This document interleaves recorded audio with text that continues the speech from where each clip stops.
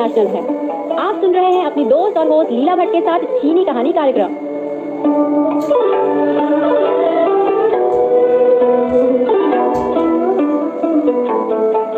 चीनी कहानी कार्यक्रम में आप सभी का बेहद स्वागत है। दोस्तों, चीनी कहानी कार्यक्रम के अंतर्गत हम सुन रहे हैं चीन की लोक कथाएं, जिसमें हम सुन रहे हैं कहानी घुड़सवार मेंढक। तो आइए अब सुनते हैं एक नई कहानी जो कि हान जाति की लोक कथा है। इसका शीर्षक है लंबी दीवार पर पति की तलाश।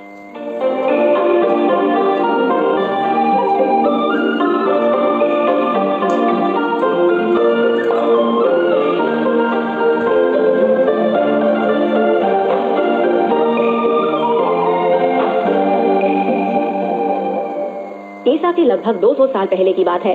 चीन राजवंश का पहला सम्राट शहांग अभी गद्दी पर बैठा ही था। सम्राट अपनी प्रजा पर बहुत अत्याचार करता था। अपने राज्य की सुरक्षा के लिए उसने एक लंबी दीवार बनाने का फैसला किया। दीवार के निर्माण के लिए उसने अनगिनत लोगों को देश के कोने कोने से पकड़ लिया और उनसे बेगार कराई।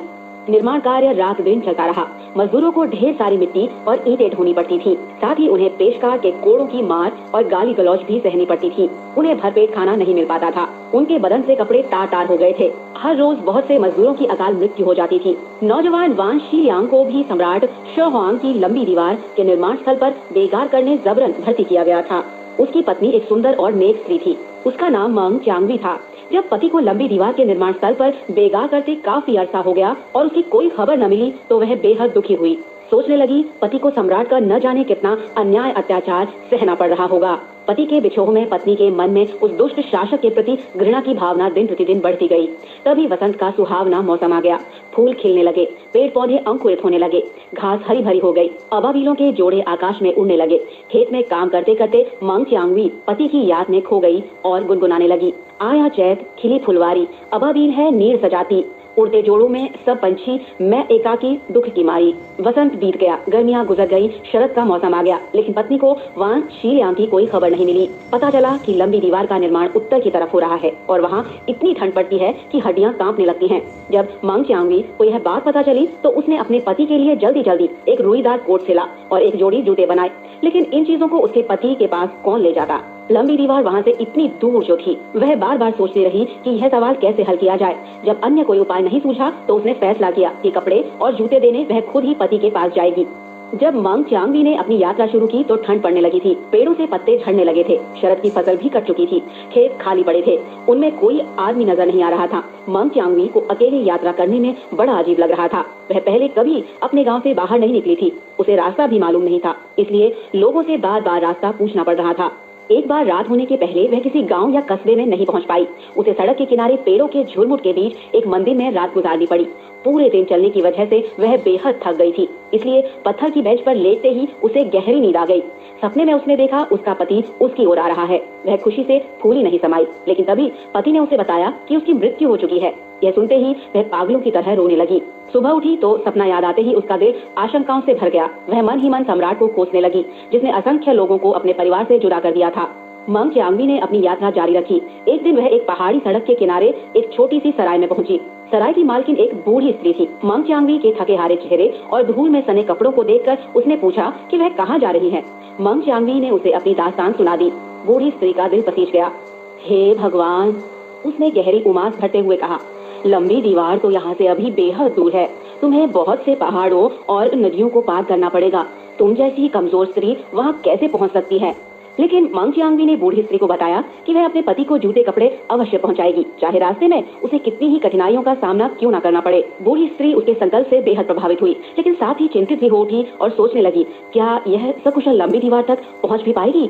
दूसरे दिन वह मंग चांगवी के प्रति सहानुभूति दिखाती हुई उसे कुछ दूर तक पहुंचाने भी गई। मंग चांगवी लगातार आगे बढ़ती जा रही थी। एक दिन वह पहाड़ों के बीच एक गहरी घाटी में पहुंच गई। सहसा आकाश में काले बादल घिराए और उत्तर की तरफ से तेज हवा चलने लगी। मौसम बहुत ठंडा हो गया। वह घाटी में लगातार चलती रही, पर उसे कहीं भी एक भी घर दिखाई नहीं दिया। खरपतवार, कटीली झाड़ियों और चट्टानों के सिवाय वहाँ कुछ नहीं था। सांझ होने पर अंधेरा इतना बढ़ गया कि रास्ता खोजना भी मुश्किल हो गया। पहाड़ की तलहटी में एक नदी बह रही थी। उसका पानी बिल्कुल गदला था। मंग चांगवी नहीं सोच पाई कि रात बिताने कहाँ जाए। अंत में उसने झाड़ियों में ही रात बिताने का फैसला किया। वह पूरे दिन की भूखी थी, इसलिए उसे जाड़ा और सता रहा था। यह सोचकर कि इस बर्फीले मौसम में उसका पति कितनी तकलीफ उठा रहा होगा, उसका दिल भर आया। उसे लगा मानो किसी ने उसके कलेजे पर छुरी भोंक दी हो। दूसरे दिन मंग चियांगवी की आंख खुली तो उसके आश्चर्य का ठिकाना न रहा। पूरी घाटी बर्फ से ढकी हुई थी, उसके शरीर पर भी बर्फ की तरह जम गई थी। अब वह आगे की यात्रा कैसे जारी रख सकेगी? अभी वह यह सोच ही रही थी कि अचानक एक कौवा कहीं से उड़ता हुआ आया और उसके सामने बैठ गया। कौवे ने 2 बार काव काव की और कुछ दूर उड़ने के बाद फिर उसके सामने आ बैठा। कुछ देर में कौवे ने फिर 2 बार काव काव की। मंग चियांगवी ने सोचा यह पक्षी उसे अपने पीछे चलने का संकेत दे रहा है, इसलिए उसने अपनी यात्रा फिर शुरू कर दी। कौवे का साथ होने के कारण वह कुछ खुश नजर आ रही थी। चलते चलते वह गुनगुनाने लगी, बरस रहा हिम आसमान से, धवल हुई धरती, पहुंचाऊंगी पति को कपड़े, बाधा लांग सभी, कौवा साथी मेरा मुझको राह दिखाने आया, मंजिल अब भी दूर, दूर मेरे प्रीतम का साया।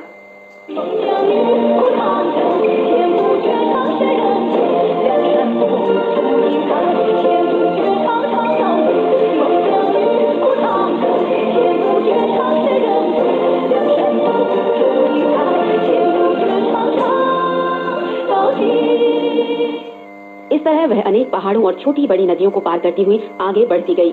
कई दिनों की यात्रा के बाद आखिरकार लंबी दीवार आ ही गई। उसे देखते ही वह खुशी से झूम उठी। दीवार पहाड़ों के ऊपर एक अजगर की तरह दूर तक फैली हुई थी। वहाँ हवा बहुत ठंडी थी और पहाड़ केवल सूखी घास से ढके हुए थे।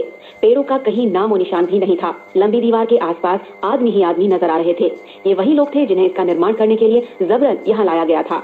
मंग चियांगवी लंबी दीवार के साथ साथ चलती हुई वहाँ काम कर रहे मजदूरों के बीच अपने पति को खोजती जा रही थी।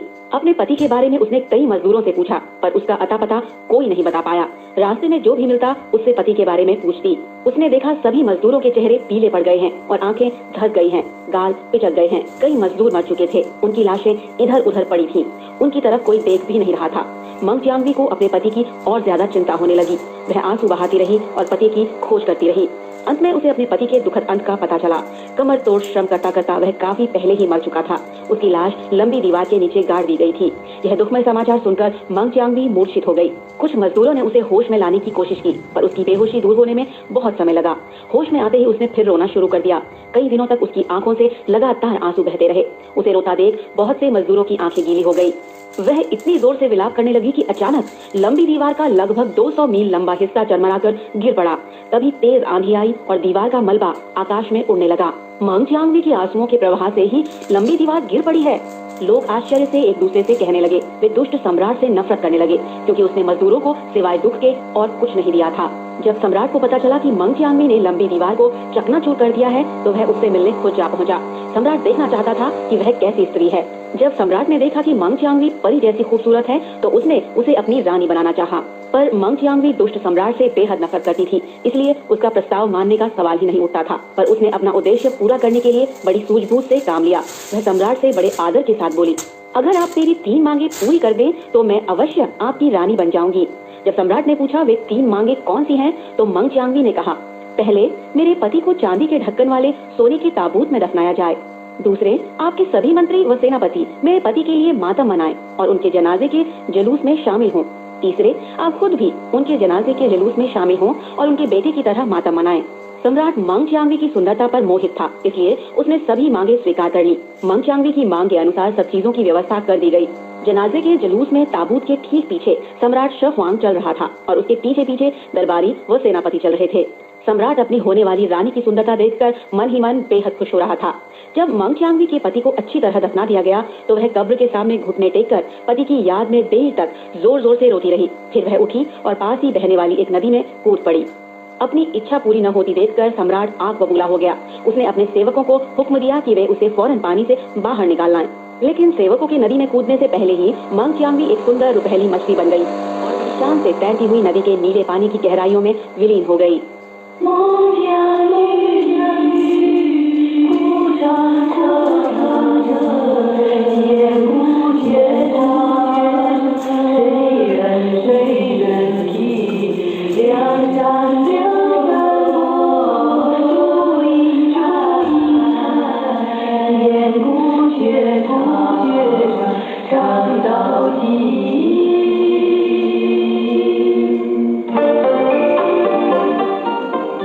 अभी आपने सुनी हान जाति की लोक कथा, जिसका नाम था लंबी दीवार पर पति की तलाश। उम्मीद करती हूँ कि यह कहानी आपको बेहद पसंद आई होगी। तब तक स्वस्थ रहिए, मुस्कुराते रहिए, रखिए अपना ध्यान। दीजिए अपनी दोस्त और होस्ट लीला भट्ट को इजाजत। नमस्कार, बाय बाय, जय जय।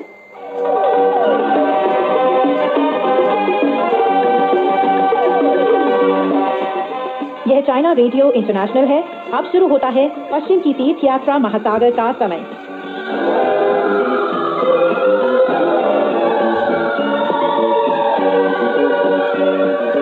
नमस्कार दोस्तों, पश्चिम की तीर्थ यात्रा सुप्रसिद्ध चीनी उपन्यास लेकर हाजिर हूँ मैं श्री शर्मा। आज की कहानी इस प्रकार है। दोस्तों, अब तक आपने कहानी में सुना कि अपनी पश्चिम की तीर्थ यात्रा पर आगे बढ़ते हुए वे सभी लोग चैत्य पर्वत पहुंच जाते हैं और शुकर बताता है कि वहां पर एक काकनीर सन्यासी अपनी आचरण शुद्धि करता रहता है। वहां जाकर उनकी मुलाकात उस काकनीर सन्यासी से होती है जो शुकर और वानर और सांचान के बारे में सब कुछ जानता है। और उसके बाद वे सभी उससे मिलकर आगे का रास्ता पूछते हैं, जिसे सुनकर वानर बहुत ही नाराज हो जाता है, क्योंकि वानर को लगता है कि उस काकनीर सन्यासी ने उनका अपमान किया है। चलिए दोस्तों, कहानी को आगे बढ़ाते हैं और सुनते हैं कहानी में आगे क्या हुआ। अब वे लोग अपनी पश्चिम की तीर्थ यात्रा पर आगे चलते रहे। खुले आकाश के नीचे वे लोग खाते सोते और वे तीनों अपनी यात्रा पर चलते रहे और कुछ ही समय बाद गर्मियां भी आ पहुंची थी। चलते चलते एक दिन शाम के समय उन्होंने रास्ते के किनारे ही एक कुटिया देखी। सांचान ने कहा, देखो, पश्चिमी पहाड़ियों के पीछे सूर्य अस्त हो रहा है। वह अपना अग्नि मुकुट छिपा रहा है और उधर अपना हिम चक्र दिग्दर्शित करने चंद्रमा पूर्वी महासागर से उग रहा है। हम कितने सौभाग्यशाली हैं कि हमारे रास्ते पर ही एक परिवार का निवास स्थान बना हुआ है। यहीं पर रात बिताकर हम कल सुबह अपनी यात्रा पर निकल पड़ेंगे। शुकर बोला, बड़ा ही अच्छा प्रस्ताव है। मुझे भूख भी लग रही है। अगर हमने इस घर से कुछ भिक्षा मांग ली तो कल मुझ में भाड़ होने की शक्ति आ जाएगी। वानर भाई ने कहा, अरे गृहातुर भूत, अभी ग्रह त्यागे हुए तुझे ज्यादा दिन नहीं बीते हैं और तू अभी से अपनी यात्रा पर आने के लिए पछताने लग गया है। शुकर ने जवाब दिया, बड़े भाई, मैं आपकी तरह वायु और कुहासे पर जिंदा नहीं रह सकता। पिछले कई दिनों से गुरुदेव का अनुसरण करते समय श्रद्धा किस तरह मेरी आंतों को काटती रही है, इसके बारे में तो आपको पता ही नहीं होगा। सांचान ने कहा, शुकर, अगर अभी तक तेरा जी अपने घर से ही जुड़ा है और तुझे धर्ममय जीवन बिताने की कोई इच्छा नहीं है तो तू अपने घर वापस लौट जा, यही अच्छा होगा। मंद बुद्धि शुकर घुटनों के बल बैठकर विनती करने लगा, गुरुदेव, आप बड़े भाई के कहे पर ध्यान मत दें। यह तो मेरा अपमान है। उनका कहना है कि मेरी इच्छा है कि मैं आपके साथ न आया होता, लेकिन वास्तव में मुझे अपने निर्णय पर कोई पश्चाताप नहीं है। संभव है कि मैं मंदबुद्धि हूँ, लेकिन मैं साफ कहता हूँ, मैंने केवल इतना ही कहा है कि मुझे भूख लग रही है और मैं कुछ खाना चाहता हूँ। इसी पर उन्होंने मुझे गृहातुर भूत कहना शुरू कर दिया, लेकिन मुझे बोधिसत्व ने निषिद्ध भोजन के बारे में पहले ही बता दिया था और आप भी मुझ पर इतने दयालु रहे हैं, इसलिए पश्चिम की इस यात्रा में मैं आपकी सेवा अवश्य ही करना चाहता हूँ। मुझे कभी कोई पश्चाताप नहीं होगा। मैं कसम खाकर बोलता हूँ कि कोई पश्चाताप नहीं होगा। इसी को तो लोग कठिन साधना द्वारा आचरण शुद्धि करना कहते हैं। आपको यह कहने का क्या अधिकार है कि मुझे भिक्षु नहीं बनना चाहिए? सांचान ने कहा, तब ठीक है, अब तुम जाओ। मंद बुद्धि शुकर तुरंत ही खड़ा हुआ और अपनी बहंगी कंधे पर रखकर निरंतर बड़बड़ाता अपना जी कड़ाकर आगे बढ़ने लग गया। वे लोग जल्दी ही उस रास्ते के किनारे बने भवन के पास आ पहुंचे। वहां सांचान घोड़े से उतर गया। वानर ने लगाम थाम ली और शुकर ने अपना भार नीचे रख दिया। वे सब वृक्षों की छांव में जाकर खड़े हो गए। सांचान ने अपना 9 बलय युक्त भिक्षु दंड उठाया, बेद का बना टोपा सीधा किया और द्वार की ओर जल्दी से बढ़ गया। वहां से अपने बांस की खाट पर पड़े वह वृद्ध को बुदबुदाते हुए बौद्ध धर्म ग्रंथों का पाठ करते देख रहा था। ऊंचे सुर में बोलकर वृद्ध को बाधा न पहुंचाने के विचार से उसने धीरे सुर में कहा, अभिनंदन उपकारी बंधु। वृद्ध खाट से उछलकर नीचे खड़ा हो गया। उसने अपने कपड़े ठीक किए और स्वागत करने के लिए दरवाजे से बाहर निकलकर कहा, मेरी अशिष्टता को माफ करें। आप कहाँ से पधारे हैं और मेरे दरिद्र निवास पर किस उद्देश्य से आए हैं?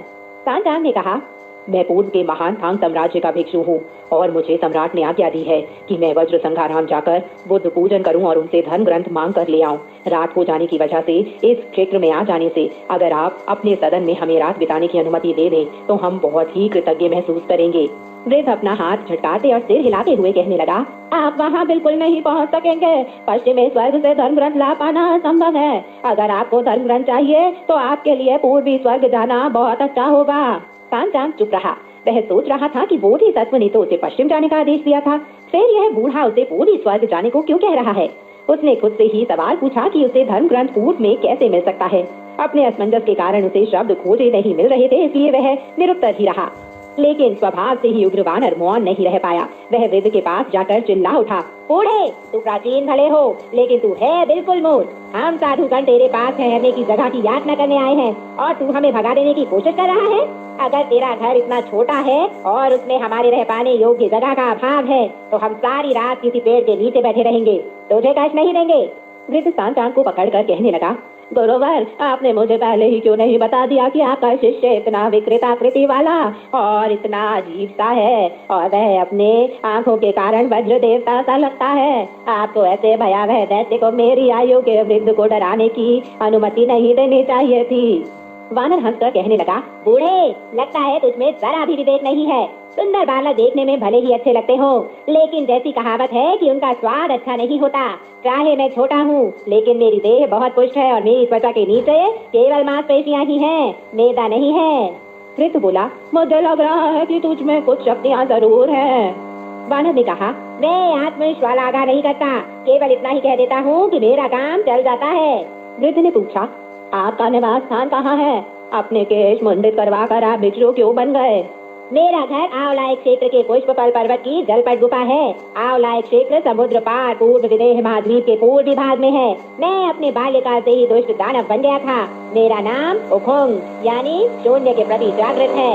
अपनी अशुभ शक्तियों का इस्तेमाल कर मैं स्वर्ग समकक्ष महान मनीषी बन गया, लेकिन स्वर्ग सम्राट द्वारा प्रदत्त पद स्वीकार कर स्वर्ग राज प्रासाद के विरुद्ध विराट विद्रोह की सृष्टि कर मैंने खुद ही अपने नाश को आमंत्रित कर दिया था। अब मेरी आपदाओं का अंत हो गया है। मैंने बौद्ध धर्म स्वीकार कर लिया है और अब अपने गुरुदेव महामहिम महान भिक्षु के अंग रक्षक के रूप में उनके साथ बुद्ध दर्शन के लिए पश्चिम स्वर्ग की यात्रा कर मुझे भविष्य के लिए कोई महान पुरस्कार प्राप्ति की आशा है। मुझे न सीधी कगारों वाले पर्वतों से डर लगता है, न ही प्रबल लहरों से लदी नदियों से। मैं पिशाचों को बंदी बना सकता हूँ और दैत्यों को वश में कर सकता हूँ। बाघों और ड्रैगनों को पकड़ सकता हूँ, आकाश में घूम सकता हूँ, पृथ्वी के गर्भ में घुस सकता हूँ। आपके सदन में अगर मुझे कुछ टूटी ईंट, खपरेल, लयात्मक ध्वनि करता भोजन पात्र या खुला द्वार ही मिल जाए, तब भी मैं यहाँ संतोष पूर्वक आराम कर लूंगा। उसकी ये बातें सुनकर कुटिल हंसी हंसते हुए वृद्ध बोला, तो आप ही वह वाचाल भिक्षु हैं जिन्होंने अचानक ही अपनी नियति बदल डाली। वानर ने जवाब दिया, बच्चे, वाचाल तो तू है। मैं तो गुरुदेव के साथ यात्रा करता हुआ इतना थक गया हूँ कि अब मुझसे ज्यादा बोला नहीं जा रहा। वृद्ध ने जवाब दिया, यह अच्छा ही हुआ कि आप थक गए, नहीं तो आपसे बात करते हुए मैं तो मर ही गया होता। आपके पास इतनी शक्तियाँ हैं तो आप पश्चिम जरूर पहुँच जाएंगे। आप कुल कितने व्यक्ति हैं? कृपया रात को आराम करने के लिए मेरी कुटिया में पधारें। सांचांग कहने लगा, क्रुद्ध न हो जाने के लिए अनेक धन्यवाद। हम लोग 3 प्राणी हैं। वृद्ध ने पूछा, तीसरे सज्जन कहाँ हैं? वानर ने इशारा करते हुए कहा, बूढ़े, लगता है कि तेरी आंखों की रोशनी कमजोर हो गई है। वहाँ पेड़ों की छांव में खड़ा वह प्राणी क्या तुझे दिखाई नहीं दे रहा? वृद्ध ने, जिसकी नजर सच में कमजोर हो चुकी थी, जब ध्यान से उसकी ओर अपनी आंखें गड़ाई और जब उसे शूकर का चेहरा दिखाई पड़ा तो वह इतना ज्यादा डर गया कि वह चिल्लाते हुए घर में दौड़ गया। द्वार बंद कर दो, तुरंत द्वार बंद कर दो, एक पिशाच आ पहुंचा है। उसके पीछे दौड़कर वानर ने उसे पकड़ लिया और कहा, बूढ़े, डर मत, वह कोई दुष्ट पिशाच नहीं है, वह तो मेरा ही गुरु भाई है। अब क्या था, थरथराते कांपते वृद्ध ने जवाब दिया, सब ठीक है, लेकिन क्या इतना डरावना दिखने वाला व्यक्ति भिक्षु बनने लायक हो सकता है? शूकर ने बीच में ही टोकते हुए कहा, बूढ़े, यही तो तुम्हारा दोष है कि तुम शक्ल की दृष्टि से आदमी के चरित्र का निर्धारण करते हो। हमारी शक्ल भद्दी तो है, पर हम काम में हमेशा दक्ष सिद्ध हुए हैं। जब वृद्ध दरवाजे के बाहर खड़ा इन तीनों भिक्षुओं से बातें कर रहा था, तभी खेत की दक्षिण दिशा में एक वृद्धा और 3-4 बालकों को खेत में धान रोपने के बाद घर वापस लाते 2 युवक दिखाई दिए। धान रोपने के कारण उनके वस्त्र ऊपर खोसे हुए थे और उनके पांव नंगे थे। जब उन युवकों ने सफेद घोड़ा और बंगी पर टंगे सामान को देखा और घर के सामने चीख पुकार होती सुनी तो यह समझे बिना ही कि यहाँ क्या घट रहा है, वे तेजी से आगे दौड़ाए और पूछने लगे, आप यहाँ क्या कर रहे हैं? शूकर घूम गया। उसने अपने कान पर पड़ाए और उनकी ओर अपनी पूंछनी बढ़ा दी, जिससे वे सभी या तो डर के मारे भाग निकले या फिर वहीं ढेर हो गए। इस अस्त व्यस्तता के वातावरण में सांचांग बार बार कहे जा रहा था, आप लोग बिल्कुल न डरे, बिल्कुल भी न डरे, हम सब सभ्य हैं, हम तो धर्म ग्रंथ ले जाने वाले भिक्षु हैं। फिर वृद्ध दोबारा घर से बाहर निकला और महिला को उठाते हुए बोला, प्रियजनों, उठो, खड़ी हो जाओ, तुम्हारे डरने की कोई वजह नहीं है। ये तो थान साम्राज्य के पवित्र भिक्षु हैं। हालांकि इनके शिष्य दिखने में कुरूप जरूर हैं, लेकिन उनका दिल बहुत अच्छा और साफ है। जाओ, बालकों को घर में ले आओ। स्त्री वृद्ध से चिपटी खड़ी रही और दोनों युवक बालकों को घर के अंदर ले गए। द्वार के पास कमरे में बांस की कुर्सी पर बैठा सांचांग कुपित होकर कहने लगा, शिष्यों, तुम देखने में कुरूप तो हो ही, तुम्हारी भाषा भी अपरिमार्जित और रुक्ष है। तुमने सारे परिवार को डरा दिया और मुझे भी मुसीबत में डाल दिया है। शूकर बोला, गुरुदेव, मैं आपसे सच कह रहा हूँ कि आपका अनुसरण करते हुए मैं अब पहले की अपेक्षा बहुत ज्यादा सुंदर दिखने लगा हूँ। गांव गांव में तो मैं इतना ज्यादा विभत्स दिखाई देता था कि केवल मेरे मुंह चिढ़ाने और कान फड़फड़ाने से ही 20-30 लोग भय के मारे डर जाते थे और उनका प्राणांत हो जाता था। वानर ने मुस्कुराते हुए कहा, मूर्ख, अतिशयोक्ति मत कर और अपना वह कुरूप चेहरा जरा परिष्कृत कर ले। सांचांग बोला, वानर, तुम कैसी मूर्खता भरी बातें कर रहे हो? उसका चेहरा तो जन्म से ही ऐसा है, उसे किस तरह परिष्कृत करने की आशा कर रहे हो? वह अपनी थूथनी को बाहर निकाले रखने की बजाय अगर सिर के पीछे रखता तो ज्यादा अच्छा होता। ऐसा करने से उसकी आकृति में कुछ तो सुधार हो ही जाता। यह सुनकर शूकर ने अपनी थूथनी दबा ली और कान नीचे कर लिए। फिर वह अपना सिर नीचे किए सांचांग के पास आ खड़ा हुआ। वानर सारा सामान अंदर ले गया और घोड़े को एक खंबे से बांधाया। कुछ देर बाद वृद्ध एक युवक को साथ लिए एक थाली में चाय के 3 प्याले रखे बाहर आया और चाय पी लेने पर उसने शाकाहारी भोजन बनाने का आदेश दिया। युवक ने एक पुरानी जगह जगह से उखड़ी अप्रलाक्षित मेज पर 2 टूटी टांगों वाली उखड़ी पुखड़ी काष्ठ बेंच बाहर निकालकर एक शीतल जगह पर लगा दी और तीनों से बैठने का आग्रह किया। सांचांग ने वृद्ध से उनका वंश नाम पूछा। वृद्ध ने बताया, इसका इस अधमदास का नाम बांग है। आपकी कुल कितनी संतान है? 2 पुत्र और 3 पौत्र हैं। सांचांग कहने लगा, बधाई हो। फिर उसने उस वृद्ध से उसकी आयु पूछी। मैंने अपने मूर्खता भरे जीवन के 61 साल बिता लिए हैं। वानर बोला, अच्छा, बहुत ही अच्छा, आपने अपने जीवन का एक नया चक्र शुरू कर दिया है। सांचांग ने पूछा, अच्छा उपकारी बंधु, पहले आपने यह क्यों कहा था कि हमारे लिए पश्चिमी स्वर्ग से धर्म ग्रंथ ला पाना असंभव होगा? वृद्ध ने जवाब दिया, वास्तव में धर्म ग्रंथ प्राप्त करने में तो कोई बड़ी समस्या नहीं है, लेकिन वहाँ की यात्रा बहुत मुश्किल है। यहाँ से पश्चिम में केवल 6 कोस की दूरी पर एक पर्वत है जिसे द्विशत कोश पीत वायु पर्वत कहा जाता है। उसमें अनेक दुष्ट पिशाच रहते हैं। इसलिए आपसे कहा था कि धर्म ग्रंथ लाना असंभव है, लेकिन जैसा इस युवक ने बताया कि उसमें बहुत सारी इंद्रजाली शक्तियाँ हैं, तब आप वहाँ जरूर पहुँच जाएंगे। वानर बोला, पहुँच तो हम जरूर जाएंगे, दैत्य चाहे कितने ही भयंकर क्यों ना हो, वो मेरी, गुरुदेव की और मेरे गुरु भाई की हाजिरी में हमें प्ररोचित करने की हिम्मत नहीं कर सकेंगे।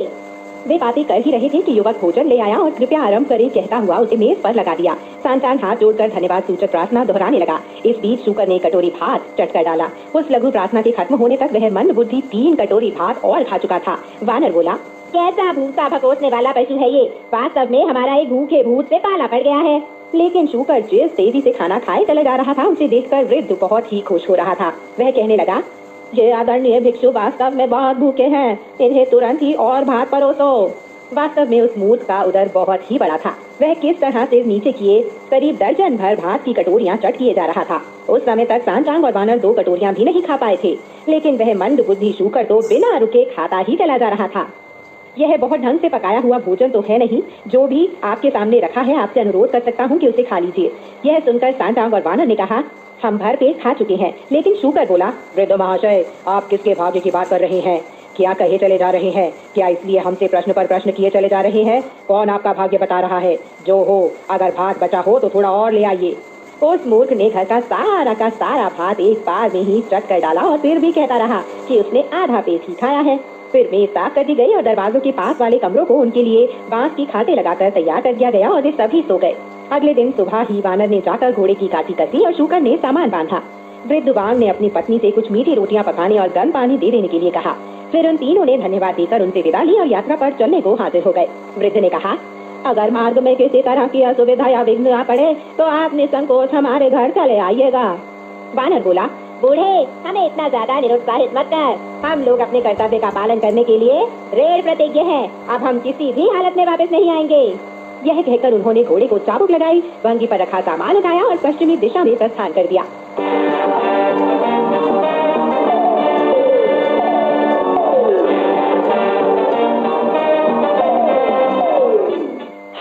उनकी यात्रा में पश्चिम में कोई निरापद मार्ग था ही नहीं और उनके भाग्य में दैत्यों और भयानक विपत्तियों से मुठभेड़ होने का निश्चित संयोग लिखा था। आधे दिन चलने के बाद वे उस पर्वत पर जा पहुँचे। पर्वत बहुत ही विषम और ढालू था।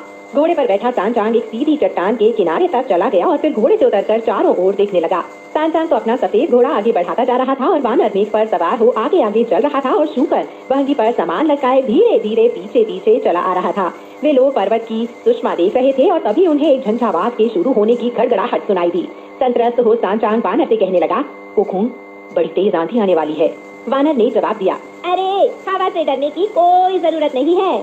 सांचांग ने कहा, लेकिन यह आंधी बहुत ही अशुभ लग रही है, यह प्राकृतिक आंधी नहीं लग रही। वानर ने पूछा, यह आप कैसे कह सकते हैं? सांचांग ने जवाब दिया, तुम खुद ही देख लो। शुकर ने वानर के पास जाकर उसको पकड़ा और कहा, वानर भाई, बड़ी प्रबल झंझा है, चले कहीं भागकर शरण ले ले। वानर हंसता हुआ बोला, अरे तुम तो फालतू के आदमी हो। हवा के एक झोंके से ही अगर तुम कहीं जाकर छिप जाने की बात करने लगे हो तो किसी दुष्ट आत्मा से मुठभेड़ हो जाने पर क्या करोगे? शुकर ने जवाब दिया, बड़े भाई, क्या आपने कभी वह कहावत नहीं सुनी कि सुंदर कन्या को शत्रु समझकर उससे कतरा निकलो और हवा के झोंके से तीर की तरह दूर रहो। मुझे तो कहीं कोई शरण न लेने का कोई कारण समझ नहीं आ रहा। वानर बोला, जब तक मैं इस हवा को मुट्ठी में पकड़कर उसे सूंघ न दूं, तुम कुछ मत बोलो। शुकर व्यंग से मुस्कुराकर बोला, आपने फिर से पूरी बात समझे बिना ही बोलना शुरू कर दिया। आप तो ऐसे कह रहे हैं कि मानो आप हवा को पकड़ ही लेंगे, और फिर अगर आप एक बार हवा को पकड़ लेने में सफल हो भी गए तो भी वह आपकी मुट्ठी में से निकल भागेगी। वानर ने जवाब दिया, तुम नहीं जानते, मैं हवा पकड़ने का जादू जानता हूँ। आंधी के झोंके के अग्रभाग को निकल जाने देकर भव्य वानर ने उसके पिछले भाग को मुट्ठी में भर कर सूंघा। उसमें से दुर्गंध आ रही थी। वानर ने कहा, शायद ये अच्छी वायु नहीं है, इसमें से मुझे किसी बाघ या दैत्य की गंध आ रही है। यह वायु सच में संदेहास्पद वायु है। उसका कहना अभी खत्म भी नहीं हो पाया था कि एक भयंकर हिंसक बाघ उनके सामने ढाल के तले पर आकर प्रकट हो गया। पर्वत की चट्टान पर बार बार अपनी पूंछ झटकाते हुए वह उसकी ओर झपटा। सांचांग इतना डर गया कि वह अपनी नक्काशीदार काठी में बैठा नहीं रह सका। वह अपने सफेद घोड़े के सिर के बल धरती पर गिर पड़ा और आधा बेहोश सा होकर मार्ग पर ही ढेर हो गया। शुकर तुरंत अपना सामान नीचे फेंककर वानर को आगे न आने देकर पांचा उठाकर गरज उठा, अरे अधम पशु, किधर जा रहा है? शुकर उस बाघ की ओर लपका और सीधा बाघ के सिर पर वार कर बैठा। बाघ अपने पिछले पैरों पर खड़ा हो गया और उसने अपने आगे के बाएं पांव के पंजे से अपनी ही छाती चीर डाली। एक प्रचंड शब्द कर उसकी खाल शरीर से बाहर आ गई। फिर वह रास्ते के किनारे खड़ा हो गया। वह सचमुच बहुत भयानक दिख रहा था। वह चीख रहा था, इतना उतावला मत हो, मैं महान तीत वायु राजा के हिरावल दस्ते का सेनापति हूँ। मुझे मेरे राजा का कठोर आदेश है कि मैं पर्वत पर लगातार पहरा देता रहूं और जो भी सामान्य मर्त्य प्राणी यहाँ मिले उनको राजा की मदिरा के साथ खाए जाने वाले चने चबैने के रूप में उनके सामने प्रस्तुत करता रहूं। भिक्षु, तू कहाँ का है और तुझे अपने शस्त्र से मुझे घायल करने की हिम्मत कैसे हो गई? शुकर ने गालियां देते हुए जवाब दिया, अरे पशु, तुझे तो मैं मार ही डालूंगा। तू अभी तक यह नहीं समझ पाया कि मैं कोई साधारण बूढ़ा राहगीर नहीं हूँ। मैं पूर्व के थांग सम्राट के अनुज सांचांग का शिष्य हूँ, जिनको सम्राट ने पश्चिमी स्वर्ग जाकर बुद्ध के दर्शन कर उनसे धर्म ग्रंथ मांग लाने के लिए भिजवाया है। अगर तूने हमारा मार्ग रोका और हमारे गुरुदेव को डराया तो हम यहाँ से तुझे जाने नहीं देंगे और तेरी जान ले लेंगे। अगर तूने कोई फालतू बात की तो मैं तुझ पर बिल्कुल कोई दया नहीं दिखाऊंगा। तर्क के झंझट में न पड़कर वह दुष्ट आत्मा शुकर पर झपट पड़ा और वार बचाते हुए उसने शुकर के मुंह की ओर अपना पंजा बढ़ाया। शुकर ने झुककर उसका वार व्यक्त कर दिया और फिर अपना पांचा उसकी ओर घुमाया। दैत्य के पास कोई शस्त्र नहीं था, इसलिए वह पीछे पर भाग निकला। शुकर उसका पीछा करता रहा। वह दैत्य पर्वत की तलहटी की ओर दौड़ा और एक गड्ढे में उगी झाड़ी में से 2 तांबे की तलवारें निकाल उन्हें घुमाता फिराता वह शुकर का सामना करने मुड़ा। वे दोनों एक दूसरे पर झपटते वार करते पर्वत की तलहटी तक जा पहुँचे। उधर थांग भिक्षु को पांव पर खड़ा कराने की कोशिश में लगे वानर ने सांचांग से कहा, गुरुदेव, आप बिल्कुल न डरे, आप यही बैठे रहे। मैं जाकर दैत्य को हराने में शुकर की मदद करता हूँ। उसके बाद हम अपने रास्ते पर चल पड़ेंगे। सांचांग उठ तो बैठा लेकिन डर के मारे कांप रहा था। वह निरंतर प्रज्ञा पारमिता सूत्र का पाठ किए जा रहा था। वानर ने अपना लोहदंड थामा और वहीं से चीखा, शुकर अपनी पूरी ताकत से लड़े जा रहा था। दैत्य संग्राम स्थल से भाग निकला। वानर चिल्लाया, इसे भागने मत दो, इसे पकड़ लो। वे दोनों अपना पांचा और लोहदंड घुमाते हुए पर्वत की तलहटी में उसके पीछे पीछे भागते चले जा रहे थे। दैत्य इतना ज्यादा दबाव में आ गया कि उसने स्वर्णिम चिश्वे का चर्मावरण त्याग नामक छल का सहारा लिया। उसने कलाबाजी खाकर खुद को भयंकर हिंसक बाघ में अपने वास्तविक रूप में परिवर्तित कर दिया। लेकिन वानर और शुकर तब भी उसका पीछा नहीं छोड़ रहे थे। वे तो उसे खत्म करने के उद्देश्य से उसके पीछे पीछे ही चले आ रहे थे। जब दैत्य ने देखा कि वे बहुत पास आ गए हैं तो उसने अपना सीना चीरकर अपनी खाल दोबारा उतार दी और उसे एक दुबके हुए बाघ के रूप में एक चट्टान पर रख दिया। फिर उसने अपना शरीर झंझावात में बदल डाला और सीधा मुख्य रास्ते की ओर चल पड़ा। मार्ग पर उसने सांचांग को प्रज्ञा पारमिता सूत्र पाठ करते हुए देखा। बाघ ने सांचांग को जा पकड़ा और हवा में उड़ा ले गया। बेचारा सांचांग। नदी के भिक्षु को भोगने थे कष्ट बहुत। नदी के भिक्षु को भोगने थे कष्ट बहुत। पथ में निर्वाण के कठिन होता पात्रता पा लेना। थान भिक्षु को गुहा दरवाजे पर ले जाकर दैत्य ने झंझावात रोक दिया और द्वार रक्षकों से बोला, तुरंत जाकर राजा को सूचित करो कि हिरावल दस्ते के बाघ ने एक भिक्षु पकड़ा है और वह दरवाजे के बाहर खड़ा आपके आदेश का इंतजार कर रहा है।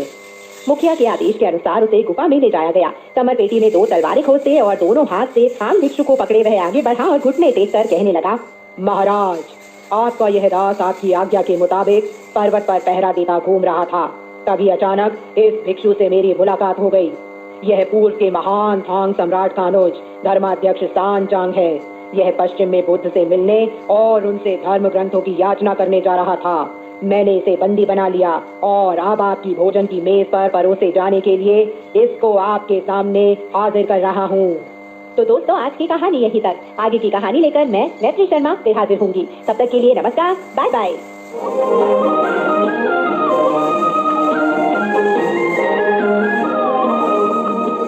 CGTN हिंदी सेवा रोजाना 5 कार्यक्रम प्रसारित करती है। हमारा पहला कार्यक्रम भारतीय समय के अनुसार सुबह 8:30 से 9:30 बजे तक, दूसरा कार्यक्रम संध्या के 6:30 से 7:30 बजे तक, तीसरा कार्यक्रम रात के 8:30 से 9:30 बजे तक, चौथा कार्यक्रम रात के 9:30 से 10:30 बजे तक और पांचवा कार्यक्रम रात के 10:30 से 11:30 बजे तक प्रसारित होता है।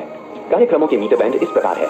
सुबह 8:30 से 9:30 बजे 13,720 किलोहर्ट्ज, शाम 6:30 से 7:30 बजे 9,635 किलोहर्ट्ज, रात 8:30 से 9:30 बजे तक 7,225 किलोहर्ट्ज, रात 9:30 से 10:30 बजे 7,395 किलोहर्ट्ज, रात 10:30 से 11:30 बजे 1,269 किलोहर्ट्ज।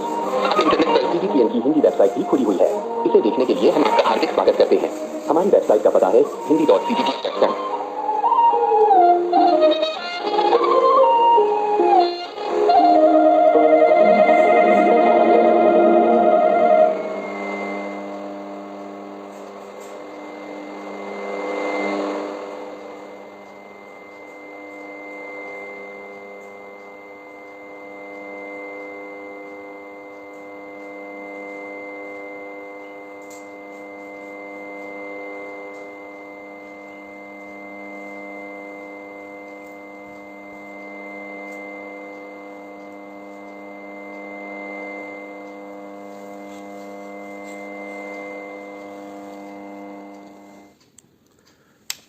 तो दोस्तों, ये था चाइना रेडियो इंटरनेशनल हिंदी का प्रसारण जो सुबह 8:30 से 9:30 तक होता है 19 मीटर बैंड 15,350 किलोहर्ट्ज़ पर।